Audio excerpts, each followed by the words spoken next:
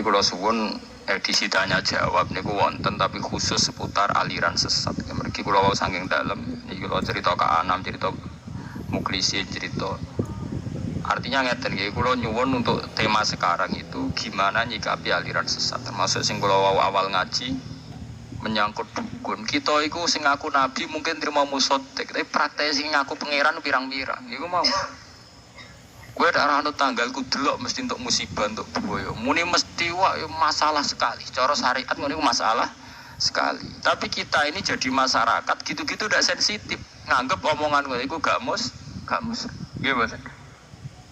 Padahal Nabi Muhammad lali gak muni ini sawah pangeran oleh duka gak barbar.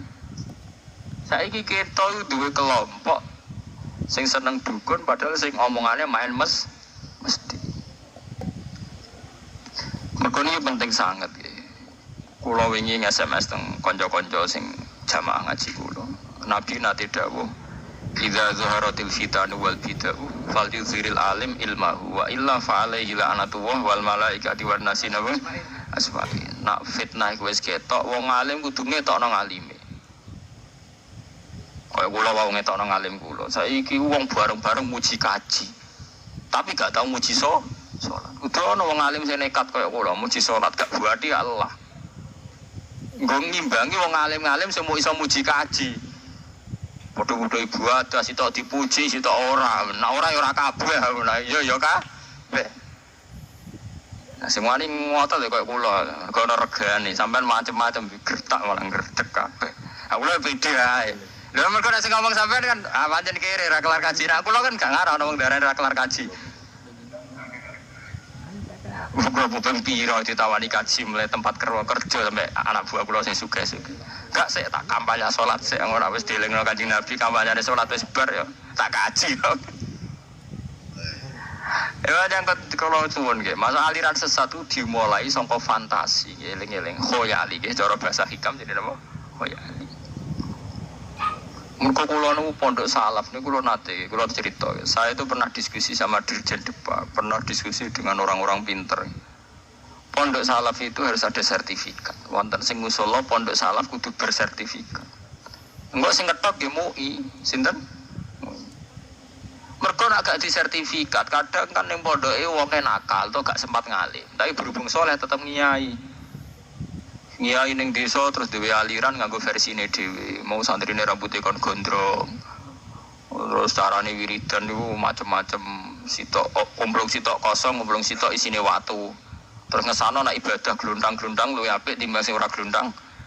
Artinya terus fantasi dhewe. Padahal nak fair, tasbih ya bid'ah, nak nuruti bid'ah. Lah padha watu sudah kok tom. Apa? Cempolong terus dimencalon ning cempolong sing kosong ya padha bid'ah. Nak nuruti iku diarani bid. Mergo inti wiridan kan ikhlas. Soal kaifiyahe wong kadang nganggo tasbih, kadang nganggo cetet-cetetan sing modern, kadang nganggo watu krikil. Tapi pondok-pondok salaf kan ngeri to guys tentang desa-desa. Artinya nak sing ijek di guru induk, misalnya di guru teng sarang napa teng langitan napa ijek lumayan. Mulane sampai ana pepatah takokno bahasa Quran ta'allama bila sayhin fasayhu napa setan. Wong belajar tanpa guru, gurune setan. Mergo nuruti agama wong di fantasi dhewe-dhewe. Ya akhirnya koyo kasus sinten sing Malang ku Khairi ta sinten salat kon bahasa Indonesia. Saiki musodek. Artinya kan gowo fantasine piyambak. Engko dhek ngerti salat itu tujuannya kan eling pangeran. Eling tanpa artine kan gak iso. Akhirnya dhekne di ide nang ngono salat kon bahasa Indonesia. Ya padha kaya kiye-kiye desa sing santrine rambute kon gondrong, kon mangan, kon tirakat, gak oleh mangan sego, gak oleh ngene-ngene. Itu kan fantasi piyambak. Ora ana sanate. Sanat zaman Nabi nu pas nyipi teng Gua Hira sangu mangan mboten. Bontot mboten Nabi. Bontot teng hati Sofyan Nabi napa? Bontot. Kenapa Nabi bontot? Mergo nak wong ora mangan 3 dina. Iku yo mau gliyeng-gliyeng ro fata morgana kok dianggap Jibril. Kelaparan meripat bawur jari roh nur. Jadi ini kula batesi tapi kula bertendensi hadis bahwa mungkin di antara jamaah sini kan ngerti atau enggak aliran macam-macam. Itu artinya kita antisipasi lah, kita harus kembali ke syariat. Mergo numun ribuan. Riyen teng Medion, teng Ngawi wonten MTA Masjid Tafsir Al-Qur'an. Terus saniki teng Sulawesi napa aliran Al-Haq, ning kota-kota ana aliran sing macam-macam. Paham nggih? Al-Qur'an suci macam-macam. Itu masalah utama kita. Ini awalnya itu kiai-kiai melok ngandil dosa. Mergo kiai-kiai senengane yo barang-barang sing berbau klenik. Akhirnya tepaan sing santri sing tipikalnya begitu. Sekarang mlebu to, nggih, mun karek mlebu, cara Jawa mundup-mundup malah entuk dalan. Ya itu tadi, karena kita wis ngekei ruang itu. Ruang itu telah kita berikan. Akhirnya saiki mboten terkendali. Ya mulai kula nyuwun kiai-kiai sing biasa manakiban, manakib itu nggih dijiwai artine, termasuk cerita Aus Abdul Qadir ngerti faidan nurun aduan apa fisama. Ngerti cerita-cerita bahwa masalah manakib itu masalah ilmiah. Memang dalam prosesi mungkin nyebelah pitik nggih monggo, tapi teng manakib banyak masalah ilmiah. Wong teng manakib wonten cerita ngeten. Niki eling-eling kok goleki meneh. Wong kula nu manakib yo apal, tapi apal kula ora kaya sampean go manakiban apal ilmiah ya kula. Wonten wali anyaran ngaku ketemu pangeran. Nggih wonten. Terus ditakono si Abdul Qadir, apa betul berita wong kok roh Allah? Jadi si Abdul Qadir, huwa musaddiqun fi qauli multabasun alaihi fi amri. Omongane dekne jujur, tapi dekne ngalami iltibas, ngalami gunjangan jiwa. Jujur tapi ngalami iltibas. Iku pas dekne puncak tok kewalian roh nur. Lah nure dekne fa asraqa nuruhu ala nure dekne berbenturan mbek nurul hakikat. Terus dekne nyongko nurul hakikat iku ainu wa. Lha artine kan betapa ilmiahnya si Abdul Qadir jebule dekne mau roh nuru basiratihi. Tapi nure basirahe disangka iku penge. Intine kan ilmiah gitu paham ya. Tapi nasibnya manake pelek nih zaman akhir. Dadi wak pitik ngono ya repot dadi. Ya anake ya nasibnya sial juga akhirnya urusan wak pitik ya kaji nasibnya terus urusan biaya ambek ongkos oendan. Ibadah-ibadah tenan nasibnya gledek urusan pakar. Kan repot to. Ya memang ndak salah, ini ndak salah kok. Orang nyanyi, orang dangdutan, tapi nek iso wis kadung manakiban sing bener.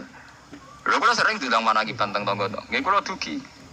Tapi dari tiang-tiang nak sing maca pas bae iku, hawane kabeh njaluk donga sungkan jan. Mergo kiyaine ketok anti. Dadi wong sugih nak ngaturi kula kaya ora ngaturi kula ra enak. Kula dianggap wong alim. Ngaturi ku ngerti nak aturane ketat. Nggih kula tak omongi sing di omah. Manakiban, iki kok sono donga, ora sono donga kabul kajate ora usah ngono-ngono nak. Anggepe sedekah ni fakir miskin iki wae. Ngoten Gus yo, nak gak ngono gak teko. Nggih mun terserah jenengan. Gak usah donga-donga. Nah donga ora sama manakiban wong ra donga. Ya ayuhanas antumul fuqara'u ilau. Setiap saat kita donga mbek pangeran, setiap saat kita fakir ilau. Donga ngenteni ana manakiban, ngenteni kaji, ngenteni wali songo. Setiap saat kita antumul fuqara'u napa? Ilallah. Kita setiap saat fakirun ilallah, fakirun ila rahmati. Takwa yang ngenteni engko-engko, at-taqwa hauna, haitsu makunta. Makom setingkat kula lah minimal pangeran setiap saat ngenteni manakiban, ngenteni kaji, ngenteni ini pangeran ilmu pangeran terus. Donga terus setiap saat kita antumul fuqara napa? Ilallah. Romo sing ngundang manakib tak omong. Ya aku teko le maksud piye niku Gus kula gadah hajat kene. Urusan nemu hajat, menungso hajate bek. Nuruti manusia hajatnya gak bar. Mana kepinginnya minjamil hajat tuh. Wata dilana minjamil. Orang sadar sebagian hajat itu kriminal. Gua bolak-balik didik kangkang kula santri kula. Kowe nak tuh, gua tuh ngel-ngelo pangeran. Lah kok ngel pangeran sebudile ya cawe wedok sing ayu. Iku roh kowe muni naudzubillah min dzalik. Kowe ndonga untuk cawe wedok iku ayu. Lah pangerane wong akeh. Nah pangeran nuruti kuwe ngekei bencana cawe wedok iku. Mergo cara cawe wedok iku kowe problem. Jadi cara kowe nikmat, cara cah iku musibah. Lah pangerane yo mikir nuruti kuwe nyelakakno wong li. Iya. Padha kowe ndonga toko mlaris dhewe, kae nyelakakno wong li. Kaya kula misale ora tau ndonga dadi kiai sukses. Lah apa kiai liya ora butuh sukses. Mendung donga sing umum-umum sing kok didikane pangeran ya donga ya nduk sepuro. Ya sepuro kan gak harus sing rugi to. Nah, nduk sukses sing rugi akeh. Kowe nduk donga dadi bupati, artine wong liya ora dadi to. Mulane kula nu ora iso diatur, kula sering ditakani asisten bupati. Gus Bae itu kayak baru tapi undangannya kok susah. Sing gelem teko saking undang aku barang ki ra kagok, ora rasa teko. Kecuali misalnya bupati ngundang ini ada masalah bangsa atau masalah masyarakat yang saya anggap Pak Kiai termasuk yang bisa bikin solusi, kula teko. Karena ciri utama Nabi, ciri utama ulama mikir masalah ora teko terus pesta ulang tahun. Anak resepsi buyute nang teko, wis ra teko. Gedenya Allah. Maksudnya orang urusan itu ada jeneng ulama sing kacau sidik-sidik itu ono, tapi luwe waras. Di bahasane khusyuk ra jelas. Mangsa nek agama nek dolanan. Agama ya agama, inti agama iku wa ma umiru illa ya butuh wa mukhlisina napa? Lautin titik. Enggak jadi niki kula nyuwun untuk konteks ini, masalah aliran sesat itu ngeri. Dan ironisnya itu hampir semuanya jebolan pondok kita kan, pondok sana. Kados awal ngaji kula wau karena agama bawa fantasi, bawa khoyal. Iku nak sing syariate ra kuat kego. Ya wong santri ku mulai iman be akeh Sulaiman sampai klambi unta kusuma ono kabeh. Wis aliran pikirane sing ora wis. Sudah di duwe fantasine sing ora. Karena banyak ulama di Jawa itu yang jawabnya pakai standar kultural. Hanya kultural ya gak enak, nurutin apa? Gak enak. Jadi kita sebagai kiai itu kan di satu sisi membawa misi syariat. Ya, di satu sisi bagaimanapun kan ya membawa unsur kultural. Kalau balik lagi. Jadi jamaah sini harus tahu bahwa saya jawab di sini dengan kapasitas ulama, tidak dengan kapasitas kultural. Karena ya banyak masuk kiai ngalim lagi kadang jawabnya pakai faham nopo kultural dan itu kadang ya tidak salah. Terus cita-cita sing terutama apa kan? Saat yang ekstrim, artinya kayak ngaku nabi, ngaku wahyu itu rata-rata ulama ijma itu sampai murtad. Ya pengikutnya juga murtad. Tapi masalahnya kan untuk pengikutnya khusus, saya itu kan kemarin kebetulan peneliti itu kan namanya Saifuddin, dosen Yayan Jogja, peneliti aliran Al-Qiyadah Islamiyah. Jadi sebelum diumumkan debat itu 1 tahun itu jadi bahan disertasi skripsinya. Itu untuk level pengikutnya itu begini. Yang di kampus itu kan banyak sing aslinya anak wong abangan. Ya. Sampai jadi wong Bojonegoro ora bejo. Kadang kan dari satu daerah, yang daerah situ daerah wong mabuk. Daerah wong abangan nggak kenal agama, jadi caiki benar-benar kosong. Ini benar-benar apa?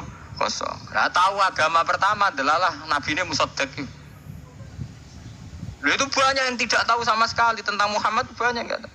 Lalu sampean ditetir betul, kenal Kiai Langgar, kenal Islam. Banyak di pedalaman kita sing jenenge Quran itu digopo toh.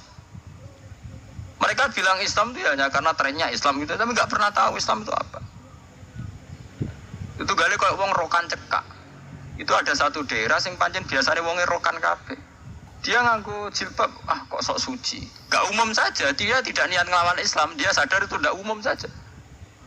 Ya, bagi orang-orang kan banyak kan tidak niat melawan Islam tapi punya perilaku yang tidak Islami, tapi dia melakukan itu kultural saja karena di satu daerah atau dia dari satu keluarga yang pola hidupnya kayak ini. Berarti jawaban kula untuk musaddiqnya jelas murtad itu. Tapi untuk pengikutnya mesti.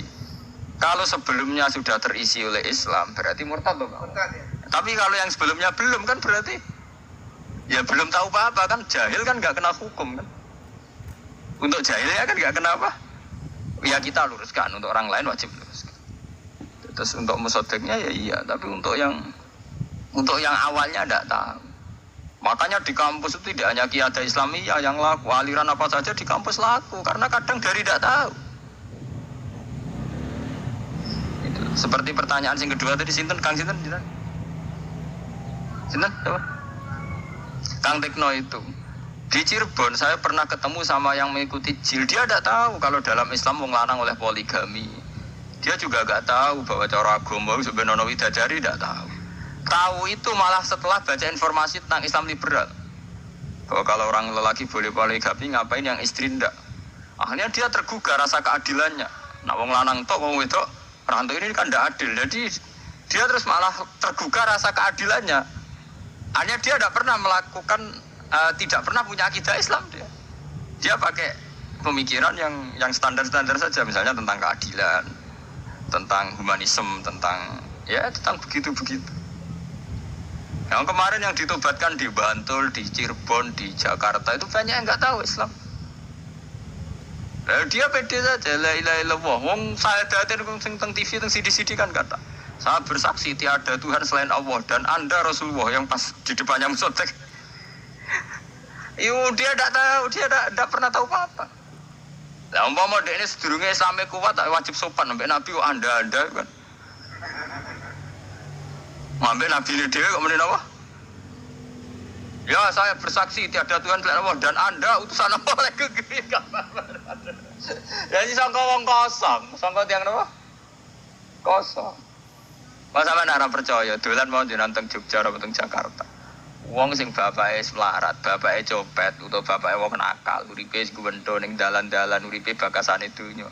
Nganti tuwek terus kuliah, rata-rata kuliah ning Fakultas Ekonomi. Ya ora dong blas. Wong kula sering ning Yogyakarta ditakoki tiang Islam ora ora Islame itu. Emangnya Muhammad itu siapa sih? Kok populer sekali?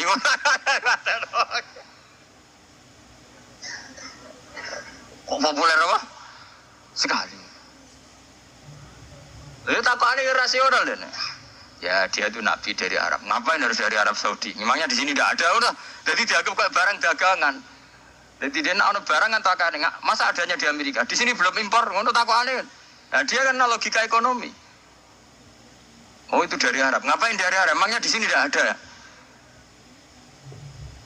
Lu sampean kudu syukur ditakdir mulai cilik kenal Ki Langgar Penceng bapak kudu syukur.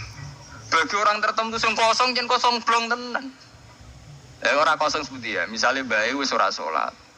Bapak iku gendho ning Jakarta uripe ning dalan-dalan, seratu bersentuhan mbek masjid. Wong masih tonggolan agak bersentuhan yo. Teng daerah Juwono namine Bakaran, kula gak ada santri kathah teng Bakaran. Niku ana santri angkatan kula, yen ana salat to. Takokane. Gak ada wong Islam. Salat itu digopo to, ngendino kok ngeleti tekel. Nah orang kaya ini itu dia memang nggak pernah tahu Islam, tapi dia terkenal, Allah itu kenal, Muhammad ya kenal, tapi ya dari mulut ke mulut saja.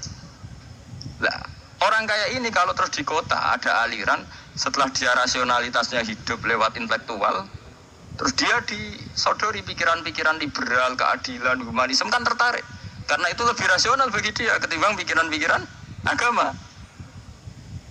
Paham ya? Nah, akhirnya terus aliran liberal, aliran sesat. Kenapa orang kampus yang terkenal intelek justru paling mudah dirasuki aliran sesat? Ini kan janggal ya. Di satu sisi terkenal wong kampus orang yang sudah intelek, di sisi yang lain kenapa paling mudah kena pengaruh? Karena mereka intelek tapi dalam hal agama kosong. Paham gitu? Jadi saya pikir ini juga menjawab pertanyaan Mas Tekno. Jadi ketika disurvei itu masalahnya itu sudah kompleks. Rata-rata dari kosong. Nyatanya yang rata-rata pernah mondok atau ngaji ya standar-standar saja. Kula nu kenal mbek Ulil, ketika ditanya dari mata ke dari hati ke hati berdialek mbek ngalim mboten pede ya Mbak. Ndak, Anda meyakini begitu sebagai keyakinan apa sekedar itu hasil pemikiran yang Anda sendiri masih meraba-raba atau mencari-cari.